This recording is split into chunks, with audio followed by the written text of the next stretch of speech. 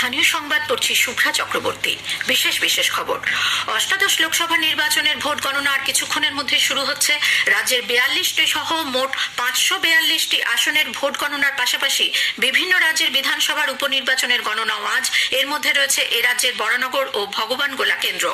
পশ্চিমবঙ্গে ভোট গণনার দিন থেকে পরের 15 দিন কেন্দ্রীয় বাহিনী মোতায়েন থাকবে বলে মুখ্য নির্বাচন কমিশনার রাজীব কুমার জানিয়েছেন। ভোট গণনার টেবিলে যাতে কোনো অস্থায়ী কর্মী না থাকেন, কলকাতা হাইকোর্ট নির্বাচন কমিশনকে তা নিশ্চিত করতে বলেছে। বসিরহাটের বিজেপি প্রার্থীকে কলকাতা হাইকোর্ট 5ই জুলাই পর্যন্ত অন্তর্বর্তী রক্ষা কবচ দিয়েছে। জাতীয় মহিলা কমিশন সন্দেশখালীর বিভিন্ন এলাকা পরিদর্শনের জন্য নির্বাচন কমিশনের অনুমতি চেয়েছে। আসি বিস্তারিত খবরে। অষ্টাদশ লোকসভা নির্বাচনের ভোট গণনা আর কিছুক্ষণের মধ্যে শুরু হচ্ছে। রাজ্যের 42টি সহ মোট 542টি আসনের ভোট গণনার পাশাপাশি বিভিন্ন রাজ্যের বিধানসভার উপনির্বাচনের গণনাও আজ। এর মধ্যে রয়েছে এই রাজ্যের বরানগর ও ভগবানগোলা কেন্দ্র। কলকাতার গণনা কেন্দ্রগুলি নিয়ে আমাদের প্রতিনিধি জানালেন, আর মাত্র কিছুক্ষণের অপেক্ষা, তারপরে শুরু হয়ে যাবে দীর্ঘ 7 দফা লোকসভা নির্বাচনের চূড়ান্ত পর্ব, অর্থাৎ ভোট গণনার পর্ব। ইতিমধ্যেই যার যাবতীয় প্রস্তুতি সম্পন্ন। গণনার সঙ্গে যুক্ত কর্মী আধিকারিকেরা ইতিমধ্যেই নিজ নিজ গণনা কেন্দ্রে পৌঁছে গিয়েছেন। ঠিক সকাল 8টা থেকে গণনার কাজ শুরু হয়ে যাবে। কলকাতা উত্তর এবং কলকাতা দক্ষিণ লোকসভা কেন্দ্রের গণনা হবে শহরের মোট 8টি গণনা কেন্দ্রে। কলকাতা উত্তর কেন্দ্রের ভোট গণনা হবে নেতাজি ইন্ডোর স্টেডিয়ামে, আর কলকাতা দক্ষিণের প্রতিটি বিধানসভা কেন্দ্রের জন্য থাকছে একটি করে গণনা কেন্দ্র। কলকাতা দক্ষিণ কেন্দ্রের ভোট গণনা হবে কসবার গীতাঞ্জলি স্টেডিয়াম, জোকার ব্রতচারী বৃদ্ধাশ্রম হায়ার সেকেন্ডারি স্কুল, ঠাকুরপুকুরের Vivekananda college, saint Thomas boys school, Sakhawat memorial girls high school, Ballygunge government high school এবং বাবা সাহেব আম্বেদকর এডুকেশন ইউনিভার্সিটিতে। গণনা কেন্দ্রগুলিকে কঠোর নিরাপত্তার চাদরে মুড়ে ফেলা হয়েছে। সেগুলিতে রয়েছে ত্রিস্তরীয় নিরাপত্তা ব্যবস্থা। সকাল 8টা থেকে গণনা শুরু হবে। 16 থেকে 17 রাউন্ড গণনা হবে। গণনার সঙ্গে যুক্ত কর্মীদের জন্য একগুচ্ছ বিধিনিষেধ আরোপ করা হয়েছে। একমাত্র কাগজ ও পেন ছাড়া গণনা কেন্দ্রের ভিতরে কিছুই নিয়ে প্রবেশ করা যাবে না। মোবাইল এবং ইলেকট্রনিক সামগ্রীতে কঠোর বিধিনিষেধ রয়েছে। রাজ্যের মুখ্য নির্বাচনী আধিকারিকের দপ্তরের কর্তারা গতকাল নেতাজি ইন্ডোর স্টেডিয়ামের গণনা কেন্দ্র পরিদর্শন করেন। অভিরূপ ভট্টাচার্য, আকাশবাণী সংবাদ, কলকাতা। গতকালই ইভিএমগুলি রিসিভিং সেন্টার থেকে 55টি গণনা কেন্দ্রের স্ট্রং রুমে নিয়ে যাওয়া হয়। প্রতিটি কেন্দ্রে মোতায়েন রয়েছে 1 প্লাটুন কেন্দ্রীয় বাহিনী। মুখ্য নির্বাচনী আধিকারিক ডক্টর আরিজ আফতাব গতকাল এক সাংবাদিক বৈঠকে বলেন, কমিশনের গাইডলাইন মেনে ত্রিস্তরীয় নিরাপত্তার প্রথম স্তরে একজন এক্সিকিউটিভ ম্যাজিস্ট্রেট সহ রাজ্য বা কলকাতা পুলিশ, দ্বিতীয় স্তরে পুলিশের সশস্ত্র বাহিনী এবং তৃতীয় স্তরে মোতায়েন থাকবে কেন্দ্রীয় বাহিনী। এদিকে গণনা কেন্দ্রগুলি নিরাপত্তা এবং নির্বাচন পরবর্তী হিংসা ঠেকাতে নেওয়া বিভিন্ন পদক্ষেপ নিয়ে কমিশন গতকাল ভার্চুয়াল বৈঠক করেন। রাজ্যের বিভিন্ন জেলাতেও গণনার প্রস্তুতি সম্পূর্ণ। ভোর থেকেই গণনা কেন্দ্রগুলিতে কর্মীরা ছাড়াও উপস্থিত হয়েছেন বিভিন্ন রাজনৈতিক দলের এজেন্টরা। উত্তরবঙ্গে 3টি আসন, দার্জিলিং, রায়গঞ্জ এবং বালুরঘাটের গণনা হবে 6টি কেন্দ্রে। মুর্শিদাবাদের 3টি লোকসভা আসনের মধ্যে বহরমপুর কেন্দ্রের গণনা হচ্ছে গার্লস কলেজে, মুর্শিদাবাদের গণনা কৃষ্ণনাথ কলেজে এবং জঙ্গিপুর আসনের গণনা হবে জঙ্গিপুর পলিটেকনিক কলেজে। অন্যদিকে ভগবানগোলা বিধানসভা উপনির্বাচনের ভোট গণনা হবে বহরমপুর কলেজে।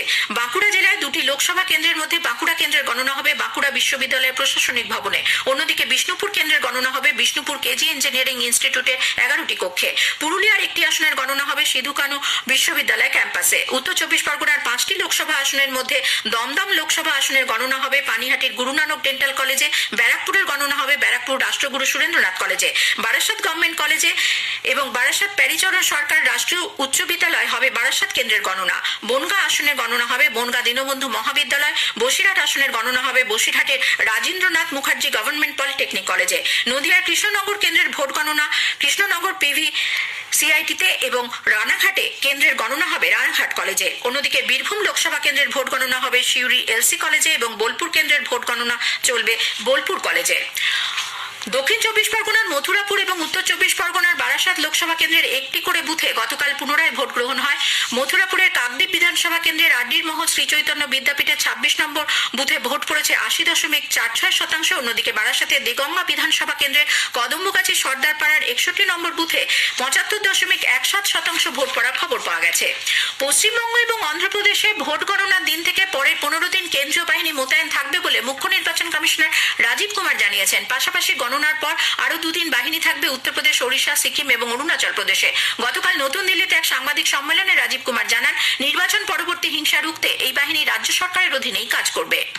पोस्टपोल वायलेंस होगी। लेकिन अगर होती है तो हमने कुछ स्टेट्स में पहली बार एमसीसी के बाद भी सेंट्रल पैरामिलिट्री फोर्सेज रहेंगी ऐसा निर्णय लिया है, जिसमें आंध्रा भी शामिल है, बंगाल भी शामिल है, यूपी भी शामिल है, मणिपुर भी है। जहां जहां हमें संभावना है तो बंगाल में भी पर्याप्त मात्रा में पोस्टपोल पैरामिलिट्री फोर्सेज रहेंगी। हालांकि वो राज्य सरकार के अधीन रहेंगी क्योंकि लॉ एंड ऑर्डर उनका काम है, और हमें कोई शक नहीं है कि राज्य सरकार और ये इन पैरामिलिट्री फोर्सेस की मदद से पोस्टपोल वायलेंस को रोकने में कोशिश करके उसको रोकेंगे भी।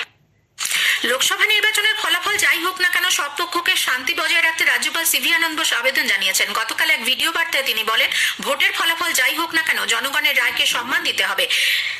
ভোট পরিস্থিতির এই পরিস্থিতির সুযোগ নিয়ে দুষ্কৃতীরা যাতে হিংসা ছড়াতে না পারে সেদিকে সকলকে নজর রাখতে হবে। এ সংক্রান্ত যে কোনো অভিযোগের জবাব দিতে রাজভবনের পিস রুম খোলা থাকবে বলেও রাজ্যপাল জানান।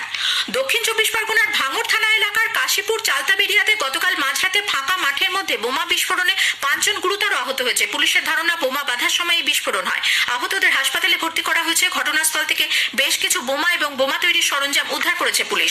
অন্যদিকে বীরভূমের দুবরাজপুর থানার লোবা পঞ্চায়েত এলাকার বরারি গ্রাম সংলগ্ন অজয় নদীর পাড় থেকে পুলিশ গতকাল প্রায় 25টি তাজা বোমা উদ্ধার করে। গণনার গতি প্রকৃতি ও ফলাফল এবং তার বিশ্লেষণ আকাশবাণী সংবাদ সম্প্রচার করছে সকাল 7টা থেকে চলবে রাত 10টা পর্যন্ত। আকাশবাণী কলকাতার সংবাদ বিভাগও ভোট গণনা ও ফলাফল নিয়ে আজ সম্প্রচার করবে বিশেষ অনুষ্ঠান জনমত 2024 কি বলছে ভোটের ফল। শোনা যাবে সকাল 10টা থেকে বিকেল 4টে পর্যন্ত গীতাঞ্জলি প্রচার তরঙ্গে এবং ডিটিএইচ পরিষেবায় এবং আমাদের সোশ্যাল মিডিয়া পেজে। হাজির থাকবেন সাংবাদিক, রাষ্ট্রবিজ্ঞানী, অর্থনীতিবিদ, সমাজতাত্ত্বিক এবং বিভিন্ন রাজনৈতিক দলের প্রতিনিধিরা। আলোচনার ফাঁকে শুনবেন নিয়মিত সংবাদ। আজও কয়েকটি বুলেটিনের সময়সীমা বাড়ছে। দুপুর 1:40 এবং 5:10 সংবাদের সময়সীমা হবে 10 মিনিটের এবং সন্ধ্যে 7:50 15 মিনিটের। রাত 8:10 খেলার খবর আজকে শোনা যাবে 107 মেগাহার্টজ প্রচার তরঙ্গে। 6:10 সাঁওতালি সংবাদের পাশাপাশি বেলা 1:50 একটি বিশেষ সাঁওতালি সংবাদ সম্প্রচারিত হবে। দুটিরই সময়সীমা হবে 10 মিনিটের। স্থানীয় সংবাদ শুনছেন আকাশবাণী কলকাতা কেন্দ্র থেকে। কলকাতা হাইকোর্ট ভোট গণনার টেবিলে যাতে কোনো অস্থায়ী কর্মী না থাকে তা নির্বাচন কমিশনকে নিশ্চিত করতে বলেছে। বিচারপতি অমৃতা সিনহা জানিয়েছেন, গণনা কেন্দ্রের টেবিলে পার্শ্ব শিক্ষক, অঙ্গনওয়াড়ি কর্মী, সিভিক ভলেন্টিয়ার বা এ ধরনের কোনো অস্থায়ী কর্মীকে রাখা যাবে না। গণনা কেন্দ্রে কর্মী নিয়োগের ক্ষেত্রে নির্বাচন কমিশনের নির্দেশিকা মেনে চলতে হবে।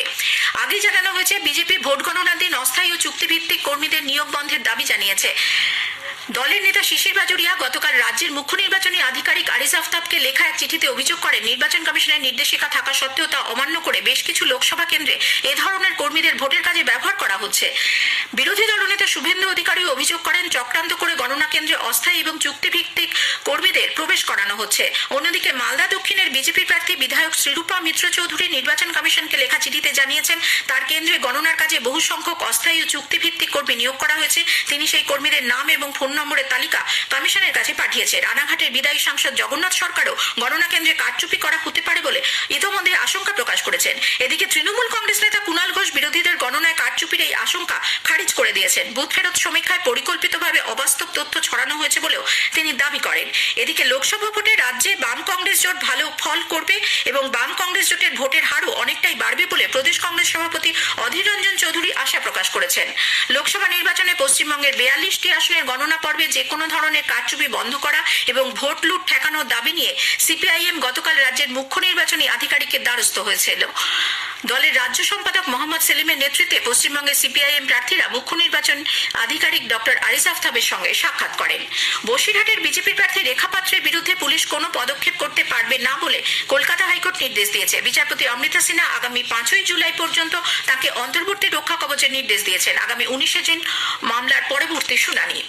জাতীয় মহিলা কমিশন মহিলাদের উপর আক্রমণের ঘটনায় সন্দেশখালী সহ বিভিন্ন এলাকা পরিদর্শনের জন্য নির্বাচন কমিশনের অনুমতি চেয়েছে। কমিশনের চেয়ারপারসন রেখা শর্মা গতকাল মুখ্য নির্বাচন কমিশনের কাছে লেখা এক চিঠিতে অভিযোগ করেন, ভোট পরবর্তী হিংসায় সন্দেশখালী সহ রাজ্যের বিভিন্ন প্রান্তে মহিলাদের উপর অত্যাচার ও পুলিশের নৃশংসতা শুরু হয়েছে। শেষ করার আগে খবরের বিশেষ অংশ আরো একবার। অষ্টাদশ লোকসভা নির্বাচনের ভোট গণনা আর কিছুক্ষণের মধ্যে শুরু হচ্ছে।